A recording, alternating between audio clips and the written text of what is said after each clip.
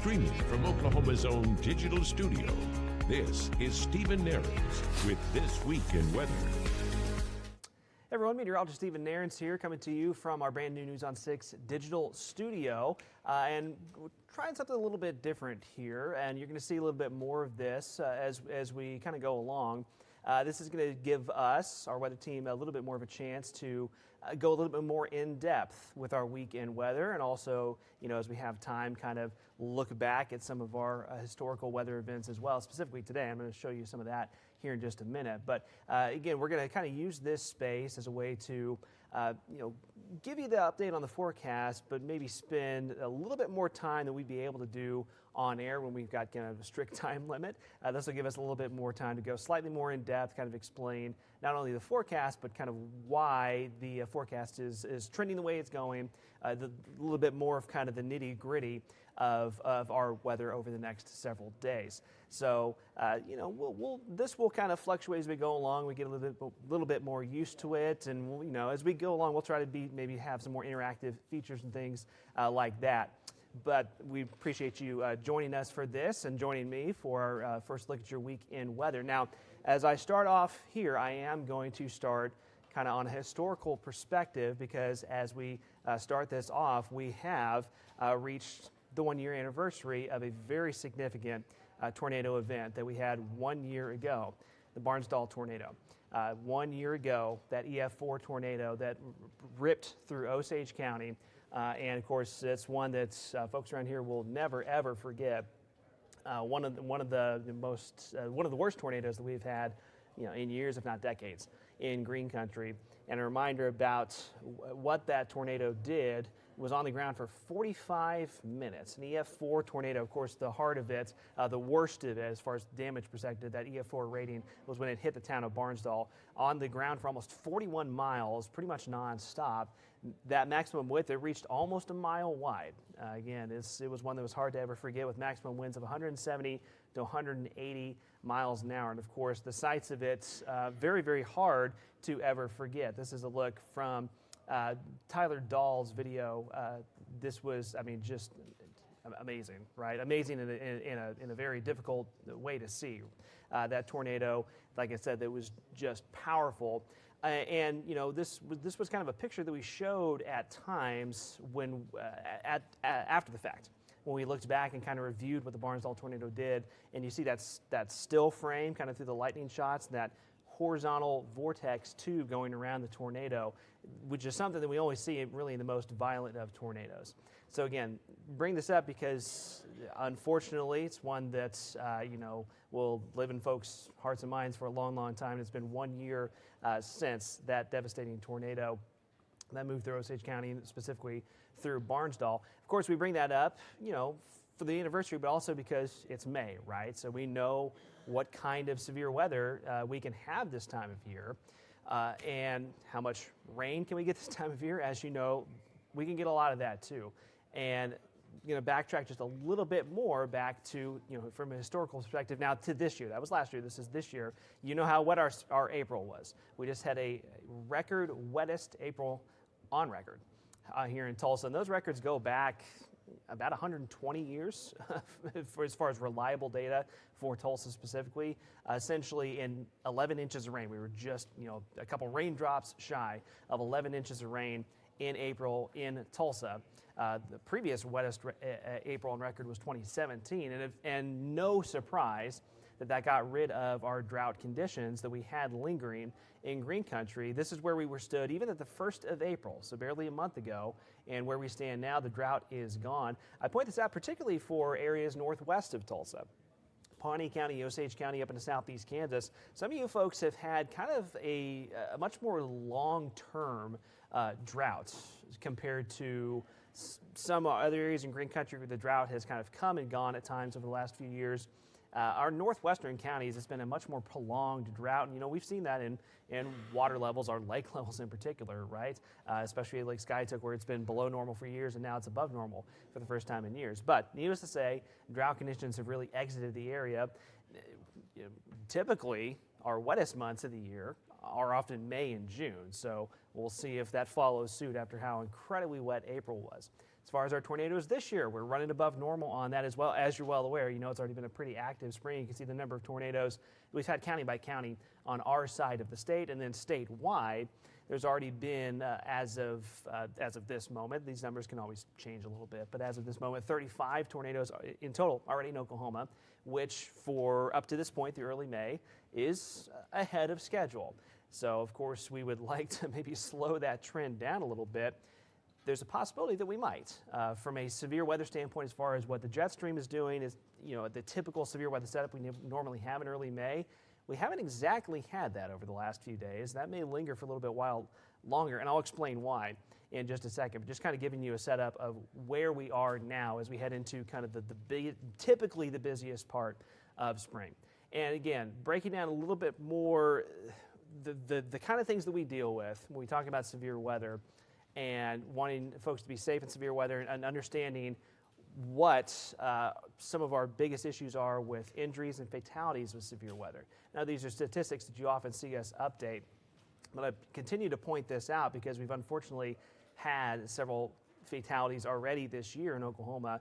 But the graphic you see on the screen right now, those are 10-year averages of our fatalities by weather type, essentially, on a yearly basis. And notice that, of course, tornadoes is something that we unfortunately have fatalities with in a yearly basis. Some years, there's much more than others, but flooding is very consistently our biggest weather killer from a severe weather standpoint, unfortunately. And unfortunately, that we've already had several flooding fatalities, through 2025 so far this year with all the major rains that we've had. We've already had 5 flooding fatalities. And a lot of times, this is once again going to kind of historical statistics about where the majority of flooding fatalities happen. I know it's not a surprise, but a lot of them happen when folks are in their vehicles driving through flooded roads. We emphasize it a lot. I emphasize it a lot over and over and over again, probably, to a point where folks say, okay, I get it. You keep saying it, but we just, every single year, flooding is one of those severe weather risks that most folks, many of us, really seem to underestimate. Because you look at flooding, you think of water, and go, okay, we could handle that versus, a tornado or damaging straight line winds. But that is part of the reason why flooding is such a dangerous threat and why, unfortunately, it can be a fatal threat with our severe weather. So again, not to bring the things down too much on that, but as we've already had a ton of rain this spring and we head into May and June, which are typically very, very wet months, it won't take as much rain as it might normally take in May or June for us to have more flooding issues. It's obviously already been a problem this spring, and it's something I want you to keep in your mind as we go through the tail end of spring and even towards the beginning of summer.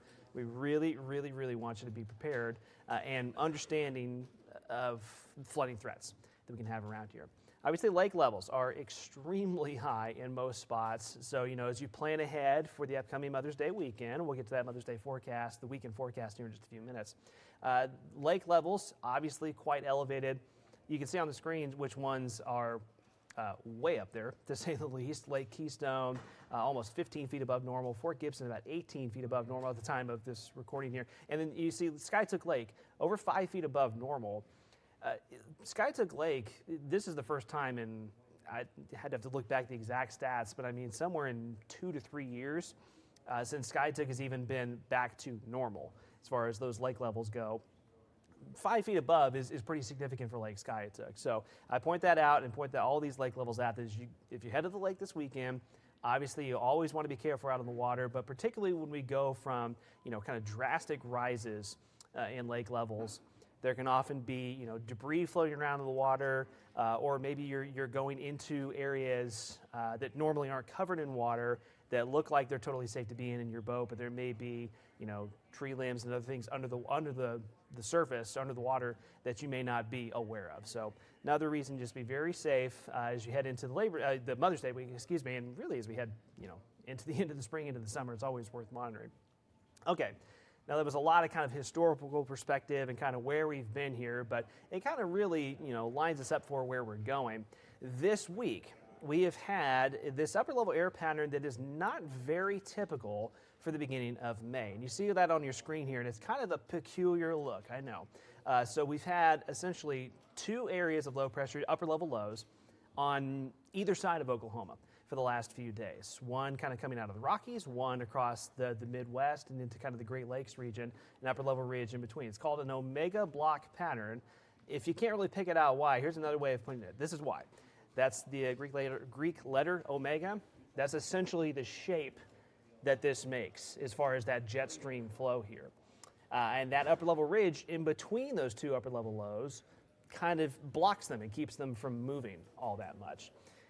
So that leads to, if you're under either one of those upper level lows, which has been off to our west or off to our east, you end up with prolonged days of rain and stormy conditions, and in between, it's usually fairly quiet. That pattern starts to move as we head into the mid to late week time frame here, which starts to bring those rain chances back into green country, starting with our Tuesday, and then that's going to linger into the next few days. But this upper level pattern I mentioned a few minutes ago is not a typical early May pattern. Because of the way that the jet stream is oriented, it doesn't bring us as much of that, kind of classic strong upper level wind and lots of wind shear and a lot of those dynamic ingredients that we need for our classic May severe weather around here. So now I'll show you, this is kind of the big picture where we're headed through the rest of the week. So that upper level low that's been kind of stuck off to our west across the Rockies starts to lift in through our Tuesday, continuing into Wednesday and Thursday. Wednesday and Thursday, it'll be pretty much right overhead. So that system brings us rain chances, but again, the upper level wind flow with it is not extremely strong. So that really limits the wind shear. Of course, that's one of a few critical ingredients that we talk about for severe weather, organized severe weather around here, especially this time of year. And that's going to be very limited with this storm system through the rest of the week. Now, that doesn't mean that we can't still have a few strong storms here and there through our Tuesday and through also late Wednesday. We may still end up with one or two strong to severe storms, but not kind of the typical early May pattern. And once again, I want to emphasize that's not a bad thing, not a bad thing at all, that we can get a break from days of organized severe weather in May. Of course, we've already had plenty of it through the first half, 2/3 here of spring. By the end of the week into the weekend, the timing has still been very, very conducive for a good Mother's Day weekend. Of course, there's Tulsa Mayfest amongst about a bazillion other things happening this weekend, and of course Mother's Day on Sunday. And so far, this has been the trend, is that upper level low by Thursday into Friday mostly drops to our south and east, kind of sits and spins. And notice it kind of just sits and spins on its own. These upper level lows, it's kind of what we call a cutoff upper level low, which means it is cut off from the main jet stream and is just kind of sitting and spinning, and that can lead to, sometimes a bit of a tricky forecast as far as timing out exactly where that upper level low is going to be, how long it hangs around, how it impacts our weather. But so far, all signs point to that storm system being far enough away from us starting Friday into Saturday and Sunday that our Mother's Day weekend should be nice and quiet.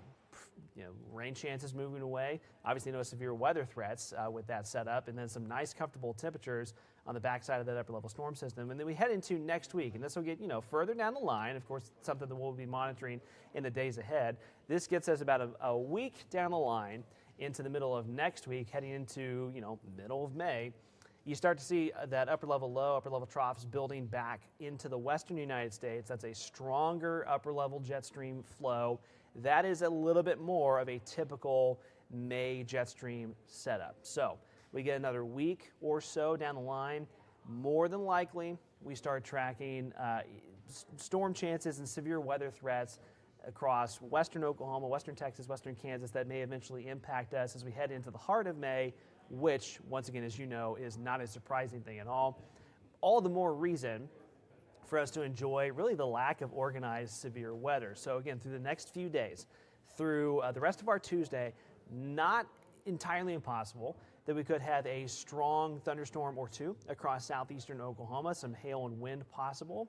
Wednesday, I do think late Wednesday, and this would be from late Wednesday afternoon through Wednesday night, there's a brief window of time where we may once again be monitoring for a few severe storms, some hail and wind producing storms. Still not, just an organized severe weather threat like we would typically have in early to mid-May. But I think late Wednesday we'll have to keep an eye on things, at least for a few hours. And then by Thursday and Friday, those severe threats, notice that they just go to basically zilch. They're gone.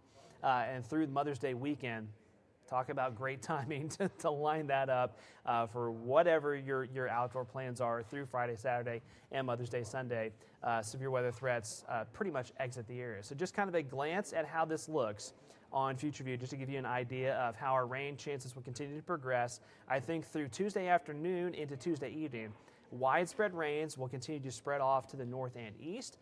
Some locally heavy. I do think north of Tulsa, those rains will be lighter. South of Tulsa, rains will be heavier. This is for kind of the latter half of your Tuesday. Tuesday evening, and there will be a lull, a break in the rain and showers and storms for a little while. Overnight Tuesday into Wednesday morning, that next batch of storms focuses a little more to the north. From Tulsa to the north, again, severe weather threats not anticipated to be too much of a big deal. There could be a few locally heavy thunderstorms, potentially some storms with, some brief gusty wind. And this would be for late Tuesday night into early Wednesday morning. Wednesday, there's a several hour break in the storms for the most part on Wednesday as that upper level low starts to kind of sit and spin right on top of us. And then you're going to see this flare up of storms late Wednesday into Wednesday night. Notice how that kind of coverage picks back up again. Some of those storms look a little bit heftier, right? And this is what I was talking about late Wednesday into Wednesday night. Still not expecting just, an organized, just big time round of severe weather. But I do think late Wednesday into Wednesday night, we're going to have to monitor a few storms that could be hail and wind producers.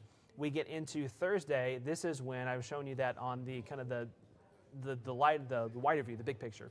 This is when that upper level low starts drifting south. Still some showers and storms kind of hanging around the periphery of that upper level low. And then by Friday, if all things work out according to plan, which trust me, I know how that works with Oklahoma weather, right? But if these trends continue, as they have been so far for the last few days, by Friday morning, kind of the last few showers start to drift south, and then we are just in time for what should be a really, really good Mother's Day weekend. Again, Friday morning, some showers possible, and then look at that forecast for Saturday, for Mother's Day Sunday. Really comfortable temperatures.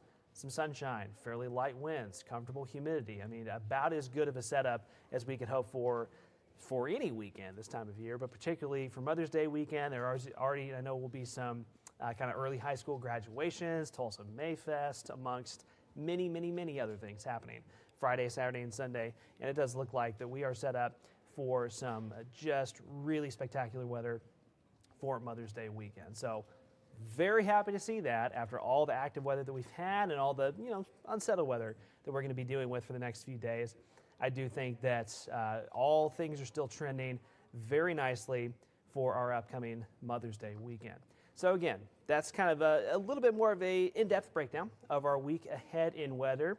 Again, you're going to be seeing a little bit more of this from our digital studio and our digital streaming platforms. And as we go along, I mentioned this earlier, we'll kind of work on the format of what we're going to show and what we'll kind of break down and get more in depth as we go. But I hope this is something you'll find informative. Of course, you'll be able to find these segments online, newson6.com, on our YouTube channel as well. And we will be continuing to bring you this content. You'll always be able to find this content on those platforms.